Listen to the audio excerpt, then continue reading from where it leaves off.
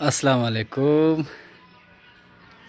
जैसा कि आप लोगों को पता है कि जमी भाई हज पे जा रहे हैं, ये इनका घर है और हमारे पास जगह की शॉर्टेज है। हमारी जो नई फार्म की बिल्डिंग है ये तो अंडर कंस्ट्रक्शन है, अभी कंप्लीट नहीं हुआ क्योंकि चूँकि जगह की शॉर्टेज है और जमशेद भाई नहीं है तो इसको अर्जेंट बेसिस पे ये देखें, ये हमारा नया फार्म बन रहा है और इसको अर्जेंट बेसिस पे हम रेडी कर रहे हैं।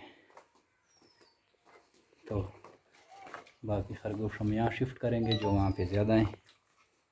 ये हमारा हमला